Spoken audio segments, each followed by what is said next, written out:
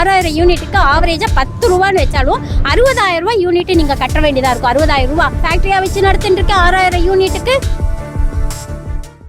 என் பேர் பிரபாவதி. நான் வந்து இங்கே மதுரவாயல் சர்வீஸ் ரோடில் கேஜே சிக்னேச்சர் சிட்டி அப்பார்ட்மெண்ட்டில் இருக்கேன். நான் வந்து எனக்கு வந்து பில்லு வந்து இபி பில்லு வந்து என்னென்னா 0ன்னு காமிச்சது. ஆக்சுவலாக 30 சம்திங் ரீடிங்கு. லாஸ்ட் மந்த், அதாவது நவம்பர் மந்த்து 3000 சொச்சம் நான் கட்டியிருக்கேன். இவங்க வந்து 0 வந்தது. ஆனால் எங்கள் பில்டிங்லேயே நிறையா பேருக்கு வந்து 10,000, 20,000, சில பேருக்கு 1.5 லட்சம், சில பேருக்கு 55,000 அந்த மாதிரிலாம் பில்லு வந்ததுன்னு வாட்ஸ்அப்பில் போட்டுகிட்டே இருந்தாங்க.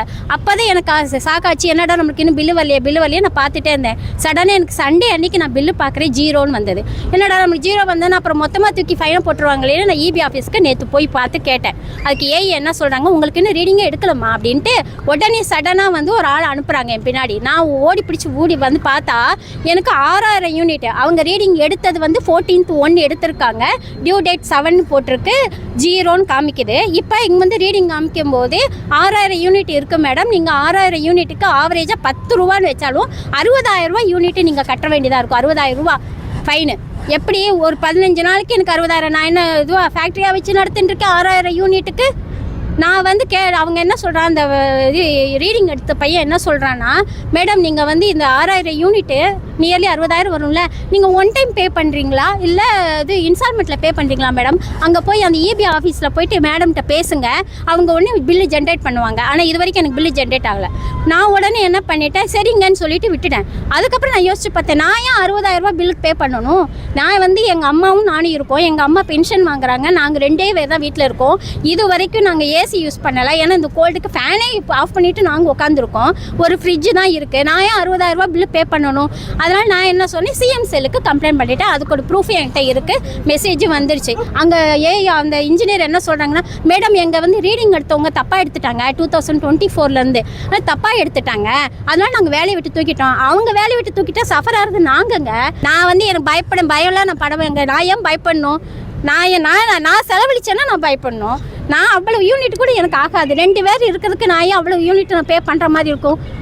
யூனிட்டு தப்பாக வேறு எடுத்துகிட்டு போயிருக்கேன். உங்கள் மேலே மிஸ்டேக் வச்சுட்டு நாங்கள் சஃபர் ஆகணுமா? இந்த சொல்யூஷன் இல்லாமல் நான் இந்த 60,000 நான் கட்ட மாட்டேன். ஒன்றா ஆவரேஜ் லாஸ்ட் மந்த் பில்லு போடுங்க, இல்லை அந்த எந்த மேடம் இது பண்ணாங்களோ அது பொறுப்பெல்லாம் உங்கள் டிஎன்இபியோடது, எங்களோடது கிடையாது. நீங்கள் பில்லு போடுறீங்க, நாங்கள் கட்டுறோம்.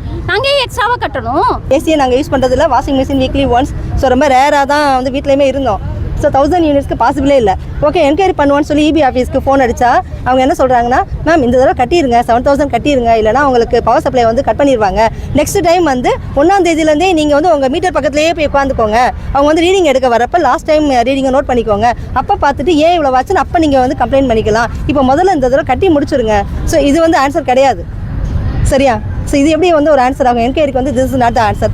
இந்த ப்ராப்ளம் நான் மட்டுமே ஃபேஸ் பண்ணல, இவங்க சொன்ன மாதிரி தான் இங்கே half ஆஃப் த ஹவுசஸ், ஒரு 1000 ஹவுசஸ் மேலே வந்து இங்கே இந்த ப்ராப்ளம் ஃபேஸ் பண்ணுறாங்க. அசோசியேஷன்லேயே நாங்கள் கம்ப்ளைண்ட் பண்ணியிருக்கோம். ஒர்க்கர் வந்து தப்பு பண்ணியிருந்தாங்கன்னா அவங்க மேலே ஆக்ஷன் எடுங்க, எல்லா ஃபைனையும் அவங்கள கட்ட சொல்லுங்கள். இது எங்களோட ஃபால்ட்டு கிடையாது. அதை யூஸ் பண்ணாத கன்சியூமர்ஸுக்கு வந்து நாங்கள் வந்து அதுக்கு வந்து பொறுப்பு எடுக்க முடியாது. We are not responsible. ஒருத்தங்க ரீடிங் ஒரு வாட்டி தப்பாக எடுக்கலாம், 2 வாட்டி தப்பாக எடுக்கலாம். வருஷம் ஃபுல்லாக ஒருத்தங்க தப்பாக எடுத்துகிட்டு இருக்காங்கன்னா வருஷம் வழக்கமாக வந்துட்டு 2,000 ரூபாய் அப்படி வரும். இப்போ வந்துட்டு பார்த்தீங்கன்னா ஒரு 6,000 ரூபாய் வந்துட்டு அன்றைக்கி தான் ஃபைன் இது வருன்ற மாதிரி சொல்லிட்டு இருக்காங்க இப்போ.